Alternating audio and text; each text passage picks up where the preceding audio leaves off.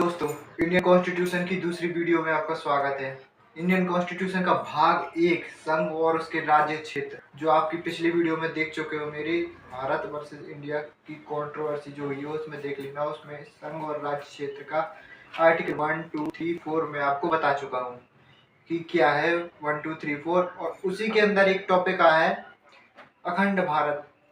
तो ये बहुत अच्छा टॉपिक है आज जानने के लिए आपके लिए कि अखंड भारत क्या था, क्या कैसे था। तो मैं बता रहा हूँ अखंड भारत के बारे में। हमारा भारत अखंड भारत था। 1893 में पहली बार भारत में डूरंड लाइन खींची गई और भारत और अफगानिस्तान को अलग किया गया। दूसरा टुकड़ा 1935 म्यांमार को भारत से अलग कर दिया। तीसरा टुकड़ा 1947 ईस्वी में पाकिस्तान को अलग कर दिया भारत से। एक और पूर्वी पाकिस्तान, एक और पश्चिमी पाकिस्तान बनाया। पूर्वी पाकिस्तान को पाकिस्तान, पश्चिमी को बांग्लादेश कहा गया। और पाकिस्तान और इंडिया के बीच में जो लाइन खींची है उससे आप जानना चाहें तो इसे रेड क्लिप बोलते हैं, और इंडिया और बांग्लादेश वाली लाइन को बोलते हैं जीरो लाइन, यानी कि जीरो बॉर्डर। यही बॉर्डर कहलाते हैं अलग अलग। अब जानने की विशेष बात है कि आखिरकार क्या हुआ। तो जब हमारा देश आजाद हुआ तो उसमें 552 प्लस प्रिंसली स्टेट थे, यानी कि देसी रियासतें थी। तो अंग्रेजों ने देसी रियासतों को 3 विकल्प दिए, या तो वो भारत में मिल जाए, या तो वो पाकिस्तान में मिल जाए, या तो वो खुद का एक स्वतंत्र देश बनाए। तो जब देश आजाद हुआ था तो इसमें 552 प्लस देसी रियासतें थी, जिसे हम कहते हैं प्रिंसली स्टेट थे। तो इन सबको मिला के एक फेडरेशन बनाना संभव नहीं था। तो यह जिम्मेदारी सरदार पटेल को दी गई कि वो आप इन्हें मिलाकर आप यूनियन बनाएं। अब 2 शब्द आप यहाँ पे आए हैं, फेडरेशन एक यूनियन, ये समझना आपके लिए बहुत जरूरी है। यूनियन का मतलब है संघ, फेडरेशन का नाम भी है संघ। लेकिन इन दोनों संघ में क्या अंतर है ये देखिए। यूनियन संघ मतलब जैसे कि भारत एक संघ और इसके राज्य टूटकर कभी अलग नहीं हो सकते। एग्जाम्पल पे भारत, इसको कभी तोड़ा नहीं जा सकता इसके राज्यों को। अमेरिका देखिए, अमेरिका फेडरेशन बहुत कमजोर होता है। जैसे कि फेडरेशन में देखो, इस फेडरेशन की विशेषता ये है कि इसके राज्य टूटकर अलग हो सकते हैं। जैसे आप अमेरिका देख सकते हो, नॉर्थ अमेरिका और साउथ अमेरिका, पहले ये एक था, ये टूट गया, नॉर्थ और साउथ। मतलब फेडरेशन और यूनियन आप समझ सकते हो। तो वहाँ पे यही था कि 552 प्लस प्रिंसली स्टेट को मिलाकर एक फेडरेशन बनाना संभव नहीं था। इसलिए ये जिम्मेदारी सरदार पटेल को दी गई कि वो आप मिलाकर आप एक यूनियन बनाएं। ठीक है। अब क्या हुआ कि ये जिम्मेदारी के लिए अकेले सरदार पटेल केवल वो नहीं है जिम्मेदार, मतलब वो अकेले मिलकर नहीं कर सकते थे। तो इसमें 3 लोगों की महत्वपूर्ण भूमिका थी। पहला सरदार पटेल, दूसरा बीपी मेनन और तीसरा लॉर्ड माउंटबेटन।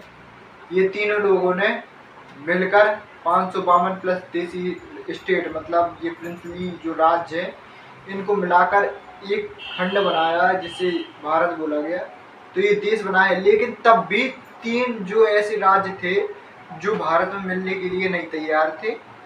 तो वो राज्य थे हैदराबाद, जूनागढ़ और तीसरा था जम्मू एंड कश्मीर। ये 3 राज्य थे जो भारत में मिलने के लिए तैयार नहीं थे। तो बात कैसी हुई कि हैदराबाद का केस सुनिए आप कैसा हुआ। हैदराबाद में निजाम राज करते थे। अब पटेल जी ने उनसे कहा कि आप भारत में मिल जाइए, लेकिन वे नहीं मान रहे थे कि हमें भारत में मिलना, भी कह रहे थे हमें पाकिस्तान जाना है। तो और ब्रिटिश सरकार का साफ साफ कहना था कि आप किसी पर दबाव नहीं डाल सकते, किसी को आप बोल नहीं सकते कि आप भारत में रहो या खुद का एक देश बनाओ या फिर पाकिस्तान जाओ। जो कुछ कर रहा है वो करने दो उन्हें, लेकिन आप किसी को कुछ कह नहीं सकते कि आप ये करें। तो सरदार पटेल ने अपनी बुद्धि लगाई, यूं ही नहीं, उन्हें लॉ प्रोस कहते हैं, the iron man of India. उनने बुद्धि लगाई। उनने जो पुलिस थी वहाँ पे, उन्होंने रातों रात वहाँ से पुलिस हटाई। जो वहाँ पे हैदराबाद में पुलिस लगी थी, पुलिस हटाकर पुलिस की वर्दी पहनाकर सेना को भेज दिया। वो उन सेना ने रातों रात उन निजामों को खाक। तो ये मिशन कहलाया ऑपरेशन पोलो, यानी कि मिशन पोलो, जिसमें बस साफ साफ उद्देश्य था, जिसका मतलब था कि इसमें पुलिस की भेष में सेना भेज दी और वहाँ के निजामों को खाक कर दिया। 16 सितंबर सन 1948 को हैदराबाद हमारा हो गया। ठीक है, इसके बाद आती है जूनागढ़ की बात। जूनागढ़ जूनागढ़ एक गुजरात की एक रियासत थी, जहाँ जहाँ का राजा चाहता था कि मैं पाकिस्तान में अपनी देश को, अपने जूनागढ़ को ले जाऊँ, लेकिन वहाँ की जो जनता थी वो हिंदू थी। सरदार पटेल ने क्या कराया, सरदार पटेल ने वहाँ पे जन्म संग्रह करा दिया, मतलब एक प्रकार की वोटिंग होती है, वोटिंग करा दी। अब वो जनता क्या थी, जनता ने वोटिंग की और इसको विवश कर दिया कि हम नहीं जाएंगे, हमारा देश नहीं जाएगा, हमारा जूनागढ़ है ये नहीं जाएगा पाकिस्तान में। तो सरदार पटेल ने जन्म संग्रह कराकर जूनागढ़ को अपने पास ले लिया। अब देखी जाए तो जम्मू कश्मीर की बात। जम्मू कश्मीर का केस कुछ अलग था और जूनागढ़ का केस कुछ अलग था। जूनागढ़ में जो वहाँ का राजा था वो मुस्लिम था, लेकिन वहाँ की जनता थी जो हिंदू थी।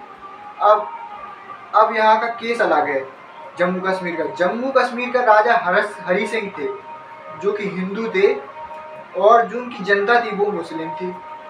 अब यहाँ पे केस ऐसा हुआ कि जब सरदार पटेल ने बोला कि आप हमें मतलब कश्मीर दे दीजिए, हम इसको चलाएंगे, तो वो मना कर रहा था, कह रहा था हमें ना ही भारत में मिलना है ना ही पाकिस्तान में जाना है, हमें खुद का एक स्वतंत्र देश बनाना है। तो जब तक ये बातचीत होती रही, मतलब जब तक ये कुछ दिन ही बीते थे, तो पाकिस्तान ने क्या किया, आतंकवादियों की घुसपैठ करा दी। जब राजा हरि सिंह को लगा कि अब मैं नहीं बच पाऊंगा, तो वे जवाहरलाल नेहरू जी के पास आए। उनने बोला कि आप ही कुछ करें। तो जवाहरलाल नेहरू ने सरदार पटेल को बुलाया। सरदार पटेल ने 26 अक्टूबर 1947 को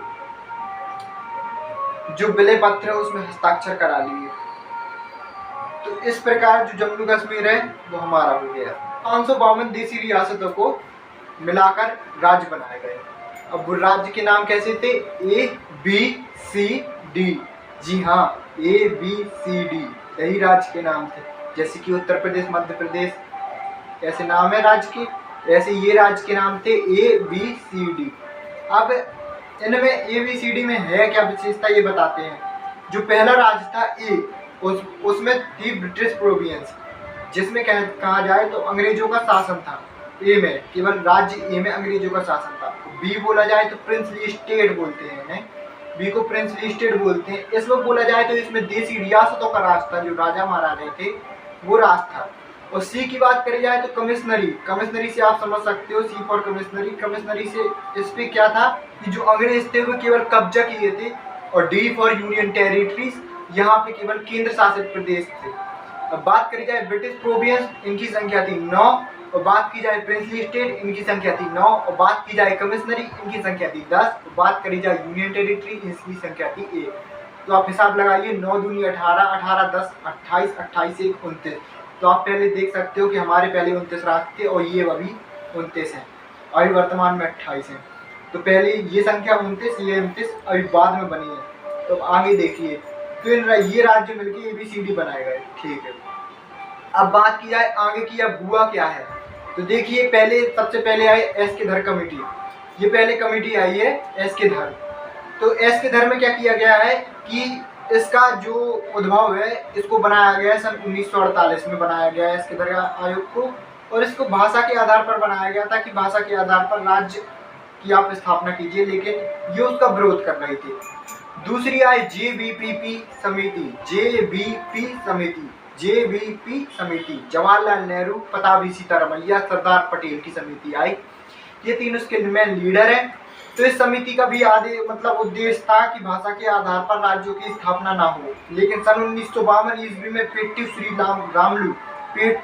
रामलू नाम का एक पुरुष था, जो अपनी भाषा, जो उनकी तेलुगु भाषा थी, तेलुगु भाषा के आधार पर अपने राज्य की स्थापना करना चाहता था कि ये हमारी तेलुगु भाषा के आधार पर राज्य की स्थापना हो। तो 1952 में वो पेट्टू श्री रामलू जी क्या करते हैं, भूख हड़ताल पे बैठते हैं और लगातार 56 दिन भूख हड़ताल पे बैठने पे उनकी 56 दिन बाद मौत हो जाती है। इसी के आक्रोश में आकर जनता जो होती है वो भड़क जाती है और दंगे फसाद करने लगती है। जवाहरलाल नेहरू जी को बेबस में आकर 1 अक्टूबर 1993 को भाषा के आधार पर, तेलुगु भाषा के आधार पर प्रथम राज्य बनाना पड़ता है, जिसका नाम था आंध्र प्रदेश। तो आप ये याद रखना कि भाषा के आधार पर प्रथम राज्य जो बना था वो है आंध्र प्रदेश। अब जो एस्केधर कमेटी और जेबीपी समिति, और तीसरा आता है क्या, फजल अली आयोग। इसका गठन किया गया था 1953 में। ये गठन ही हुआ था इसका कि भाषा के आधार पर, जब क्योंकि एक राज्य बना था तो हर एक राज्य बनाना पड़ेगा। तो इसका जो गठन हुआ था, जो इसको बनाया गया था, तो भाषा के आधार पर बनाने के लिए ही बनाया गया था कि अब आप भाषा के आधार पर राज्यों का गठन कीजिए। तो इसे सन 1953 ईस्वी में 1953 में इसे बनाया गया, और इसने 93 से 3 साल बाद, मतलब 53 से 3 साल बाद इसने 1956 में 1956 में अपनी रिपोर्ट जाकर दे पाई। ये था फजल अली आयोग। इसने 1956 में अपनी रिपोर्ट दी, फिर तब जाकर भाषा के आधार पर राज्यों के गठन हुए, जो कि जब तब राज्य बने, ABCD को तोड़ दिया गया और तब राज्य बने 14 राज्य और 6 केंद्र शासित प्रदेश बने गए, और जो ABCD थी वो टूट कर बिखर गई। अब देखा जाए तो एस्केधर कमेटी, जेबीपी समिति और फजल अली आयोग बहुत ही इंपॉर्टेंट चीजें आप याद में रखनी है। अब क्या हुआ कि अब एक पॉइंट और बचता है, PEPSU, Patiala and east Punjab state union. ये क्या था?